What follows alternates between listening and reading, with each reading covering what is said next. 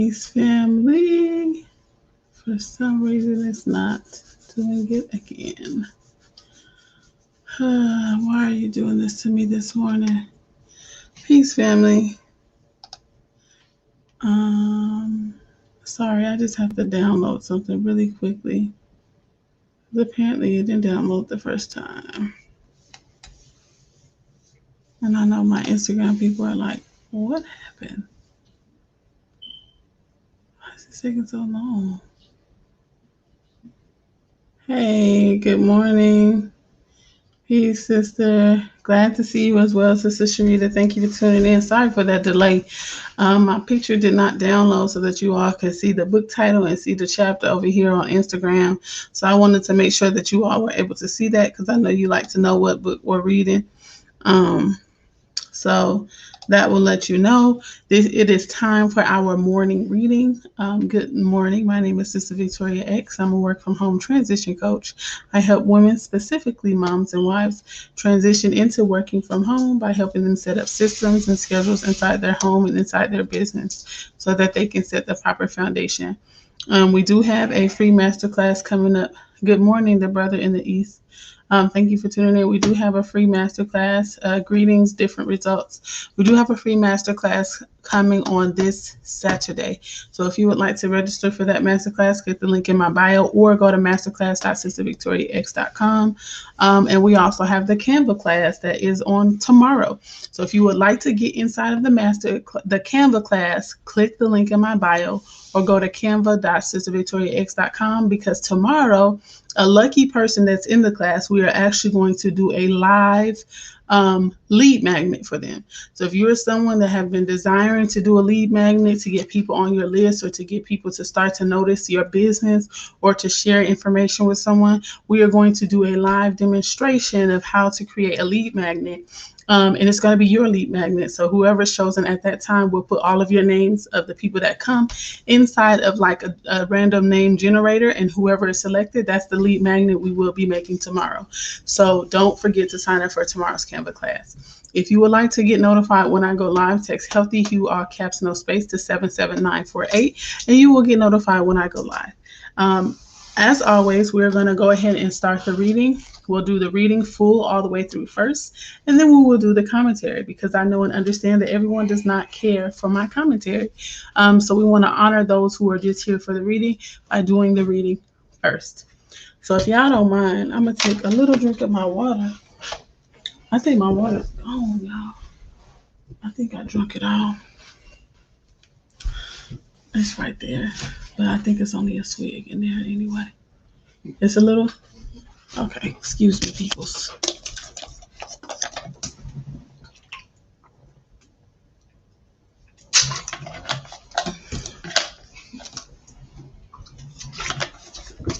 All right, assalamualaikum. Welcome, Sister Emily, Sister Kiana. Thank you all for tuning in. Okay, so we're going to go ahead and get into the reading. So we are reading the book of The Law of Recognition by Mike Murdock, discovering the gifts, opportunities, and relationships that God has already placed in your life. We are on chapter 22, recognition of the seed God has given you to sow. You will reap what you sow. Scriptures prove it. Be not deceived. God is not mocked, for whatsoever a man soweth, that shall he also reap. Galatians 6:7. 21 facts you should know about seed faith. Your seed is anything you have received from God that you can sow into someone else. Thoughts are seeds. Love is a seed. Time is a seed. Patience is a seed. Mercy is a seed. Kindness is a seed. Money is a seed. Your prayers are seeds. Thankfulness is a seed. 2. Seed faith is sowing what you have been given to create something else you have been promised. 3. Your seed is the tool God has given you to create your future. Look at David. He complained about the armor of Saul. But he had another tool, the slingshot. It was simple, overlooked, ignored by other soldiers. It was the seed that God had placed in his hand. It was his supernatural tool. God always leaves you with something. What is it? Find it. 4, something you have been given by God will create anything else you have ever been promised by God. Tenacity in the woman who hemorrhaged for 12 years created the miracle of touching the hem of Jesus' garment. The loaves and fishes of a small lad created enough for the multitude. Stop looking at what others possess. Instead, start thanking God for something he has already given you. 5, there will never be a day in your life that you have nothing. You may be impoverished like the widow. Many think she had nothing. She had something powerful, incredible, and rare. She had the ability to discern a man of God. She had the ability of God, and she had the ability to obey a man of God. 6, God always gives you something to begin your future. David had a slingshot to create a victory. The widow had a meal to invest into a man of God.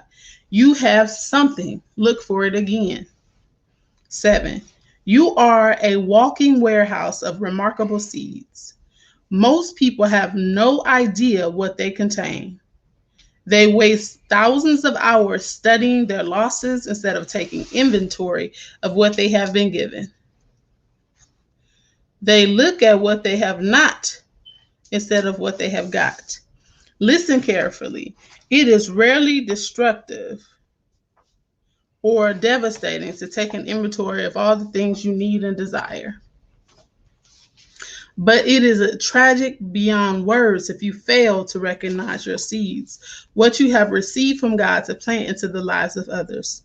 Stop focusing on loss. Look longer, closer, and thankfully at something you have already been given and presented and presently have. 8, something you already possess is your key to your future. It may be knowledge, money, skills, or ideas, insights, and concepts. You already have enough to create your future. 9, everything you have was given to you by God. Do not become cocky over tithing your small amount of 10%. Your entire paycheck came from God. Your eyesight came from God. Your hearing came from God. Your health came from God. Your intelligence came from God. Your favor from others came from God. You do not have a thing that God did not give you.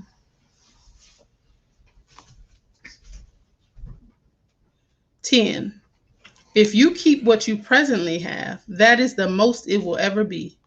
When you sow it, it is the least it will ever be. This is one of the most vital principles you must understand in unleashing an uncommon harvest. Releasing what you have is the only evidence of your faith that God will provide for you.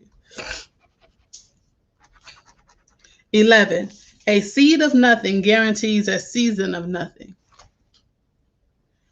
Years ago, the Holy Spirit spoke to me to plant a beautiful Mercedes into the life of another. I was upset with this person. I refused. I have wondered about the harvest I lost many times. If a seed of something can create something, it is quite obvious a seed of nothing will create a season of nothing in your life. 12, your seed sowing is the only proof you have mastered greed. Men hoard, Satan steals. God has the nature of giving. Giving is the only cure for greed. Your seed is the proof that you have mastered hoarding, selfishness, and greed. When you let go of what is in your hand, God will let go of what is in his hand. When the small lad released the loaves and fishes into the hands of Jesus, the multiplication began. They picked up several baskets later. 14, Every seed contains an invisible instruction. You cannot see it. It is invisible. Yet a small watermelon seed will follow that instruction and produce more watermelons. The tomato seed will create more tomatoes. Each seed contains a specific assignment. The Creator placed it inside. 15. When you give your seed a specific assignment, faith and expectation are unleashed. The widow was demoralized, but the man of God gave her a portrait of possibility. She was encouraged to plant a seed so she would not lack. She did.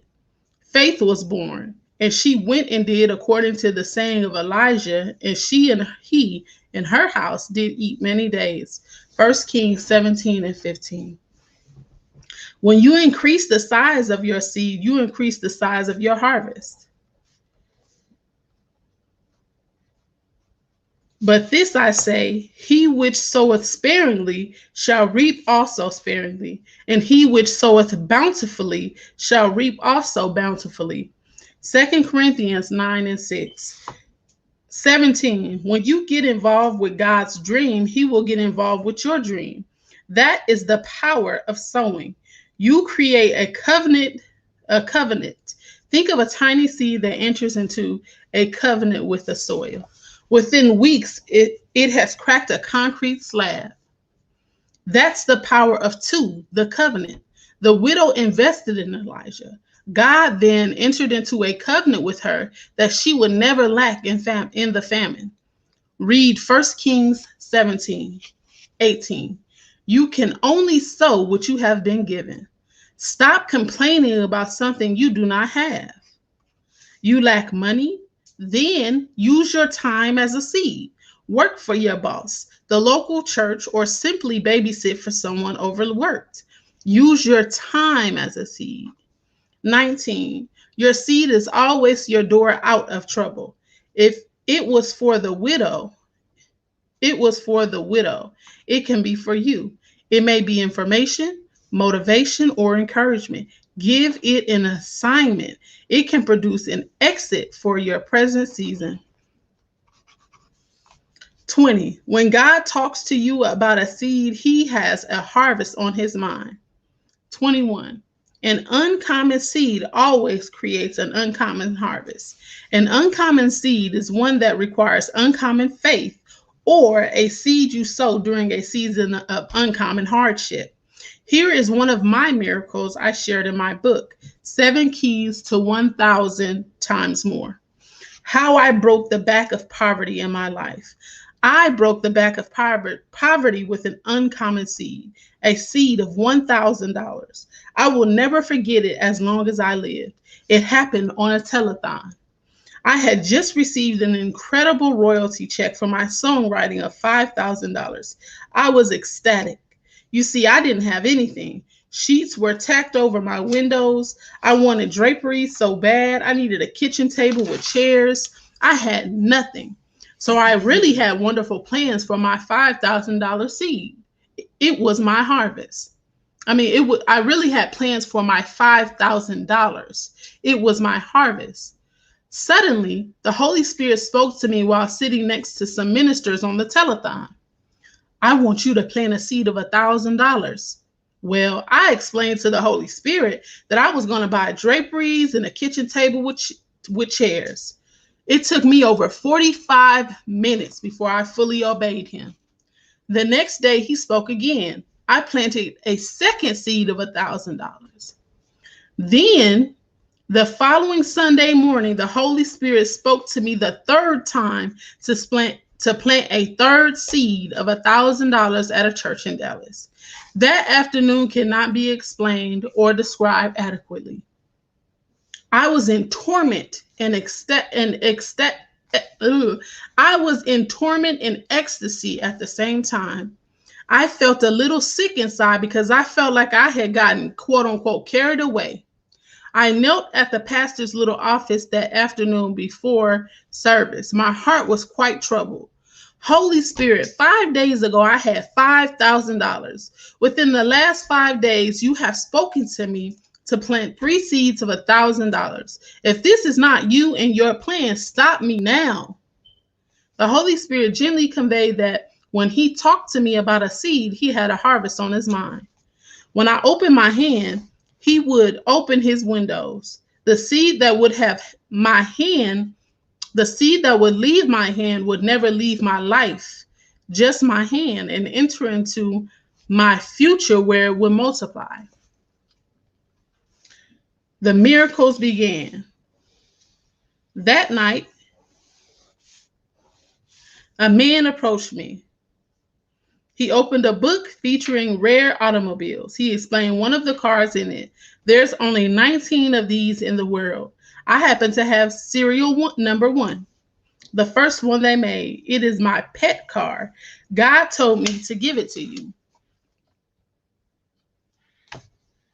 The next day, a man walked into my office. He said, I understand you need a van for your ministry. Order the best one you can buy. I'll pay for it. Tuesday morning, the next day, a friend met me for lunch. He explained that he could not sleep that night. The Holy Spirit told him to plant a special seed of $10,000 into my ministry. My life has never been the same. Within a couple of years, over $300,000 came into my pocket in life from songwriting royalties. It was astounding. Recognition of your seed can unlock 1,000 harvests you thought were impossible. And that is the conclusion of chapter 22, recognition of the seed God has given you to sow. Inside of the book, The Law of Recognition by Mike Murdock, discovering the gifts, opportunities, and relationships that God has already placed in your life. Now, that's the book. We're going to go ahead and go into the commentary section. If you have made it this far on the replay, hit hashtag replay in the comments. I want you to tag your friends and I want you to share this out. If you would like to get notified when I go live for my morning readings, please text Healthy Hugh, all caps no space, to 77948. This chapter is so full. And this one specific part that I wanted to point out and I wanted to make a point to say again, and I kind of want to inshallah, this will feed you as much as it fed me in reading it. If you keep what you presently have, that is the most it will ever be. Wa alaikum salam. Peace, peace, peace, family. Hey, brother, peace, brother Daniel, sister Kiana, sister Shalon, sister Sharita, Emily, brother Ramadan, sister Braid Master, and Chocolate Goddess. Okay, peace, everybody. Thank you for tuning in, right? If you keep what you presently have, that is the most it will ever be. When you sow it, it is the least it will ever be. This is one of the most vital principles. No, that's not what I'm going to come back to that. That's not what I was talking about. That is not what I was talking about. Here we go. Your seed is always your door out of trouble. It was for the widow. It can be for you. It may be information, motivation, or encouragement. Give it an assignment. It can produce an exit from your present season. And then, if you keep what you presently have, that is the most it will ever be. A lot of us are trapped inside of this idea that we don't have enough to give, right? But the truth of the matter is, giving is not something that is tangible, right? Giving can lead to something tangible, right? When you put a thought in someone's mind and then they produce that thought and it becomes a physical thing. But when we get to talking about gifts and we get to talking about sowing seeds, right? You can sow a seed of information, motivation, or encouragement. Some of us are natural speakers. Some of us have the ability to create, right? But it says that when you sow nothing, you have a season of nothingness. So we think that we have all the time in the world to create content, to create courses, to give out information, to share a word of encouragement or motivation with someone else, right? And we keep those things to ourselves because we don't, quote unquote, think we have the qualifications, right? And then we wonder why we have so many seeds of seemingly nothingness. Because instead of giving the information to the people that it can be most beneficial to, Instead of helping people by showing through action, we literally will sit in the fact that we are quote unquote unqualified to share a thing. Right? And so when we think about when you sow it, it is the least it will ever be. Sometimes we hold on to our gifts. Right? We will hold on to it. And that is the most it will ever be when we hold on to it in our chest.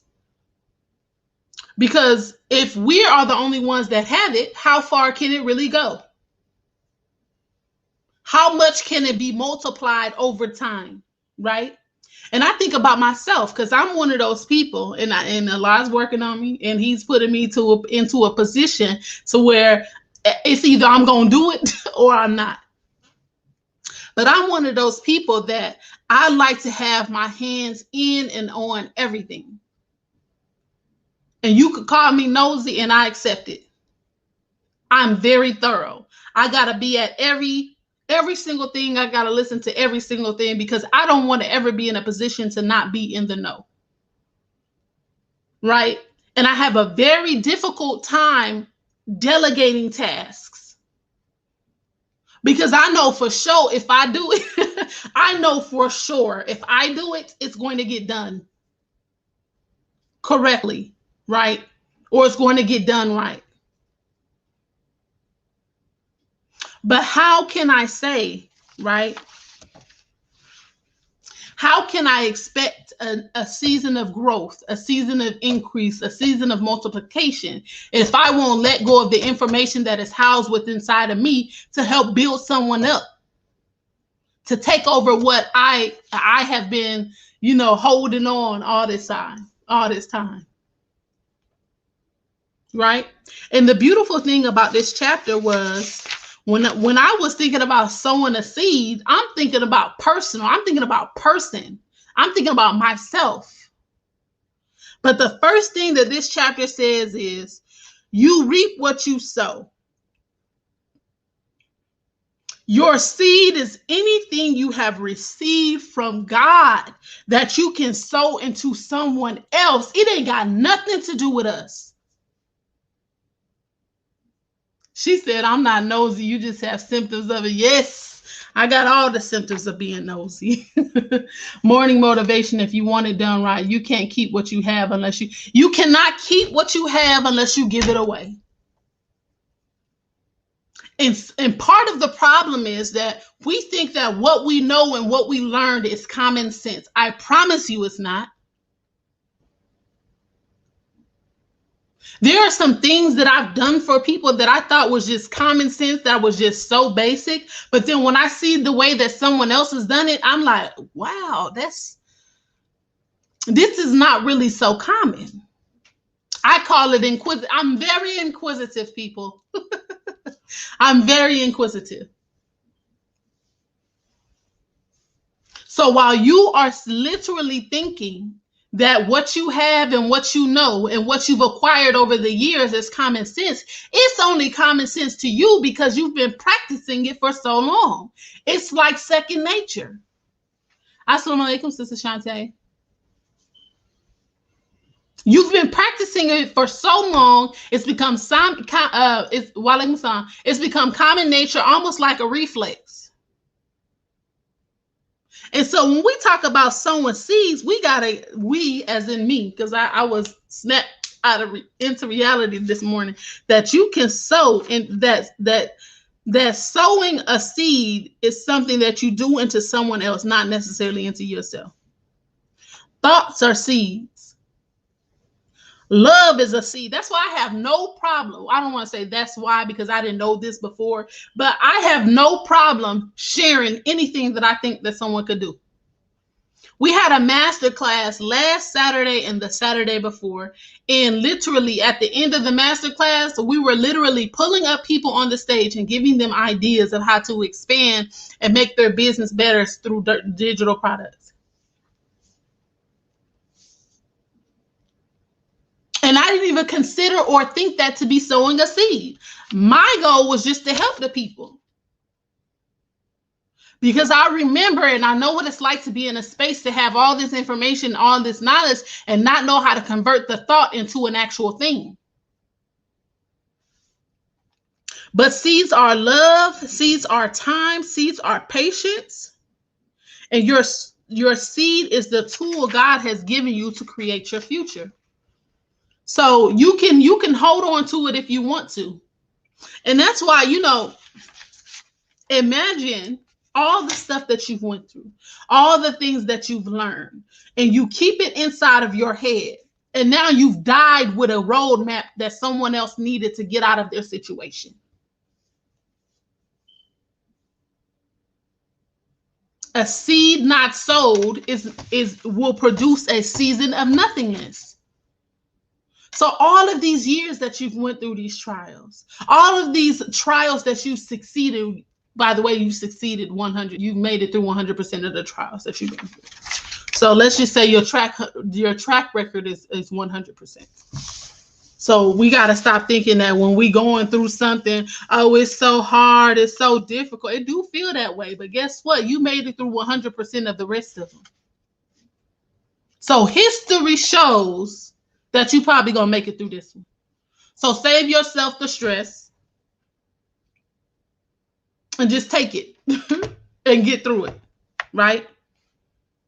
But that's why I always try to get information out of people's heads, right? Because you spend however many years going through all of these things, figuring it out, literally creating a roadmap through trials, your specific trial that someone else is going through, and then one day you pass away.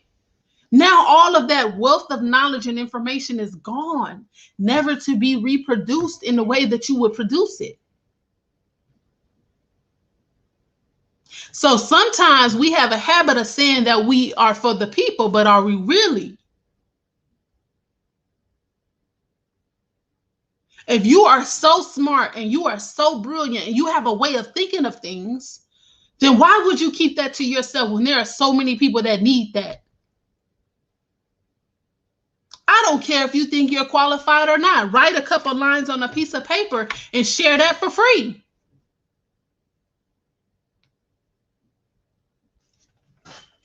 Then it gets in and it says, stop looking at what others possess. Instead, start thanking God for something He has already given you. What's for you is for you. Right? And the beautiful thing that I love about this book, The Law of Recognition, is it don't talk about nothing external. It don't talk about nothing new. It talks about recognizing what you already have. Sometimes we get too caught up in what other people have and what we think we should have that we don't take the time to appreciate what we have. And once it's gone, then we realize that we had it and we start appreciating it once it done disappeared. That's not how it works.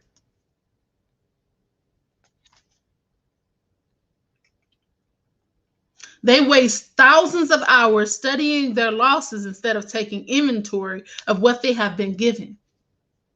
When you studying your losses, you continue to lose because your head is down. You can't see nothing if your head is down studying some losses. Your mind can only create losses if that's all you're thinking about.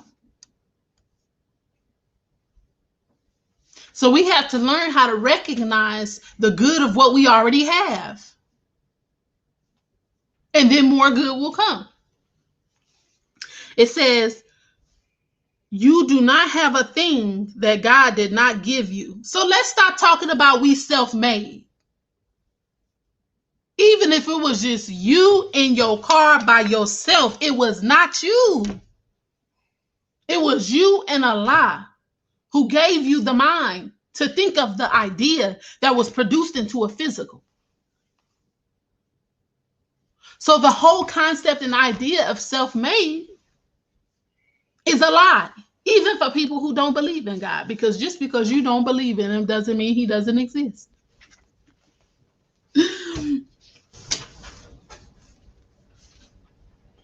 So you can continue to believe that you're self-made. And when you start thinking that you're self-made, that's how you get trapped. You get trapped into wanting to do everything by yourself, right? And you start to have an ego, and you start not being able to properly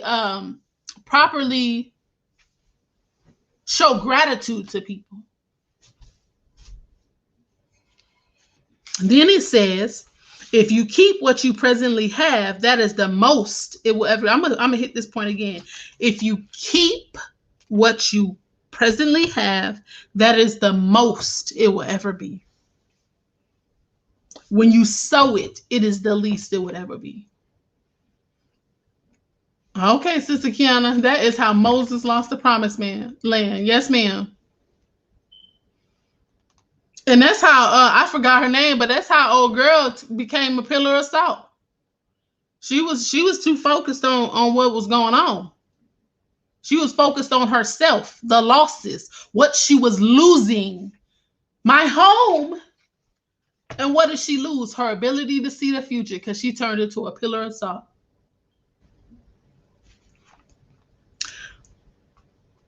If you keep what you presently have, that is the most it will be. When you sow it, it is the least it will ever be. You had Lot's wife? Yes, ma'am. Thank you, sisters. See, these sisters studied up in here. You ever had a watermelon seed? And that watermelon seed, when you have it in your hand, unsowed into the soil, it's just a watermelon seed. It don't grow, it don't multiply, it don't move, it don't do nothing. But when you plant that watermelon seed into soil, when you sow that seed into that soil, it produces more watermelon. That's the idea that you have to have when you start thinking and talking about your gift, right? When you allow it to only sit inside of you and you are not sharing it with someone else, you are literally holding a seed in your hand. Okay, we covered that. Your seed is proof that you have mastered hoarding, selfishness, and greed, right? Because sowing a seed is the giving of something to someone else, right? And hoarding is keeping everything to yourself. You're a hoarder. We are hoarders of information. We are hoarders of systems and processes. We are just hoarders, y'all, because we don't want to give nothing to nobody else. We are greedy. We are selfish.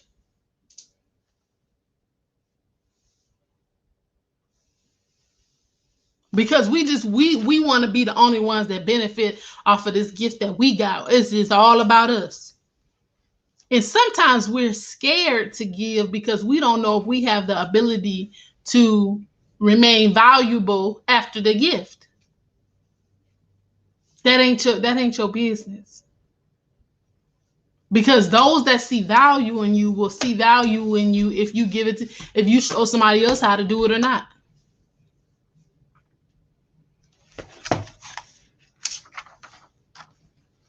When you increase the size of your seed, you increase the size of your harvest. Oh, I remember what you said, Sister Kiana. You said that reminds me of charity. Yes, ma'am. I agree.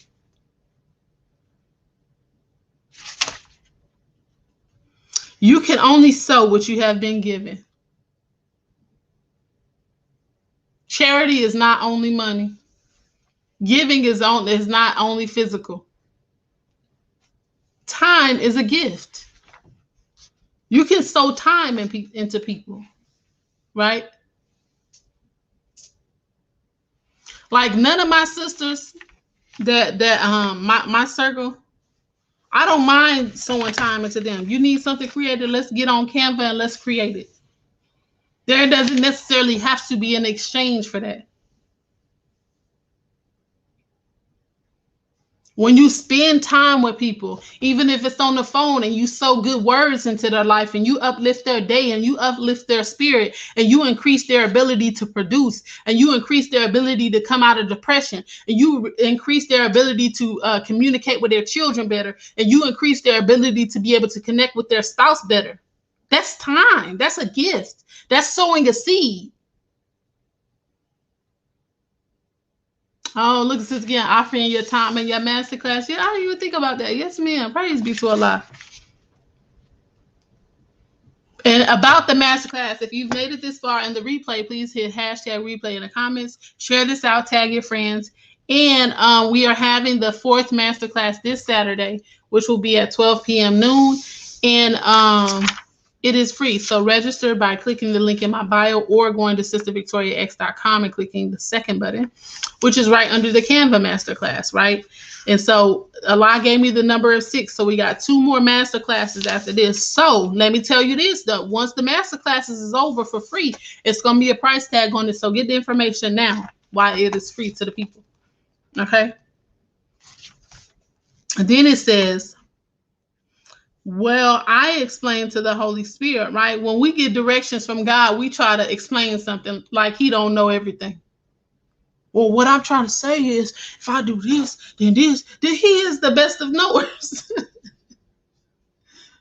So what explanation is going to change his directive? He said what he said. And that's the same thing that makes me think about when we go into prayer, asking for things and only can view the answer if it comes in a certain way instead of sitting back and being open to what he might have. Because we might think we need a thing. But in actuality, that thing will be the cause of your very destruction. So sometimes the answer to your prayer is the reason why you don't want that prayer for real. And he will test you to see if something is really what you want. He'll give you a little bitty taste. I want patience. And then all of a sudden somebody done came at you at work and they out of line and you like, whoo. Do I let them know or do I reserve my right to have this position at my job?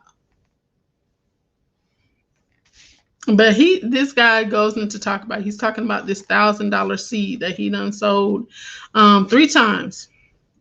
And he tried to, what is that called? Negotiate with the guy. Like, look here, I done just got this money here. And so I know that you want me to sow the seed, but I got XYZ and XYZ on my mind to spend this money on. Right? And he said the Holy Spirit gently conveyed that when he talked to me about a seed, he had a harvest on his mind already. That's why I greatly appreciate my sister Naomi. And she probably sleeps because it's too early over where she at. But it's 6 a.m. here. She literally forced me to do this master class.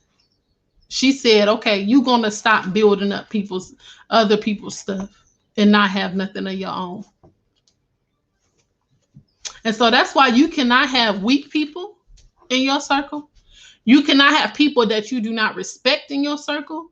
And you cannot have people that you do not, that you don't want to build with in your circle. Because Sister Naomi is not of an authority in my life. I'm in spiritual, yes, she's my life coach and she be teaching me some things. But as far as regular things in business, she is not an authority in my life. Right? But when she told me this is your last time building up something for someone else, and you're going to do it for yourself, and you're going to do it quickly and soon, I respected her and her value enough to know and understand that, okay, you might not want to play. Has she been someone that I didn't have respect for? Has she been someone that I didn't like? Has she been someone that that wasn't building? I would have just said, yeah, girl, yeah, we're gonna do this. And then 10 months later, we still talking about this imaginary class. But because I love her, I value her, I respect her. When she told me to make the class, 6 days later, we had the first master class.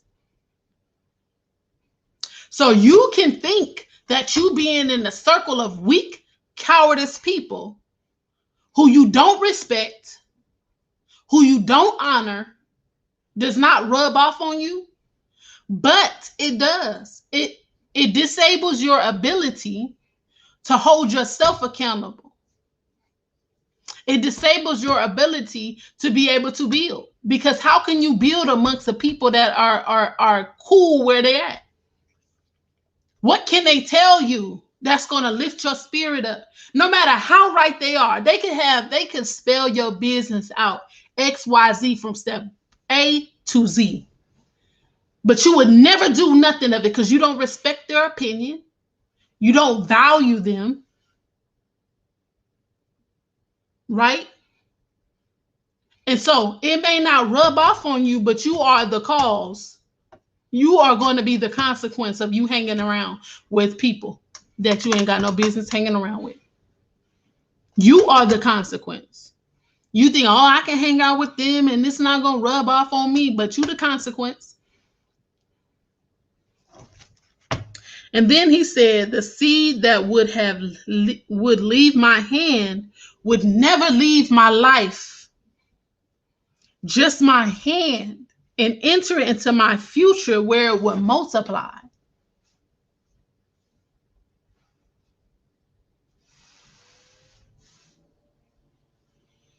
And you know, that struck me just a little bit. Because I don't want to say I've always, right? Because there was a point in time where I thought that, like, if I shared what I know, right, that I don't want to say the attention, but then what would then be my value if I gave it all away?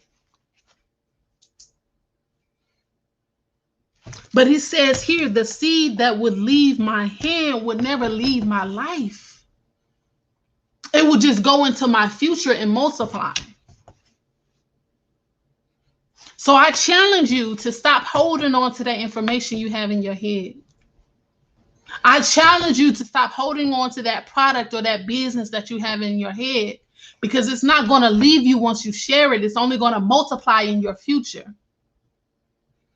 You don't have to be perfect in your execution when you're taking the first step. The important part is that you take the first step.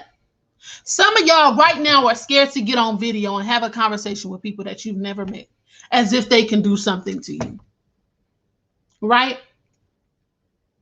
But there's so much information and there's so much knowledge in your head that if you got a problem getting on video, turn the dang video off. Look, if I turn my camera off, wait, hold on. Okay, if I turn my camera off, you cannot see me. Does that change the value or the content of which I'm speaking? I'm going to turn my camera off over here too. Do you need to see me to get what I am telling you? Does you seeing my face make my information any more valuable? No, it doesn't. Turn the damn camera to the floor. Sorry for my language, y'all. Oh, let me put my camera back on. Sorry. So if you got to point the camera to your little pencil case, right? Do whatever it is, but there are people out there that need what you have and are willing to pay for it. How many times have we had a tire on our car break down, and to keep us from having to figure out how to do it on ourselves, we're willing to pay somebody else to do it? Because we could probably figure out, excuse my spitting, we could probably figure out how to change the tire, right? We could probably figure that out. But we like the convenience of being able to pay somebody else to do it.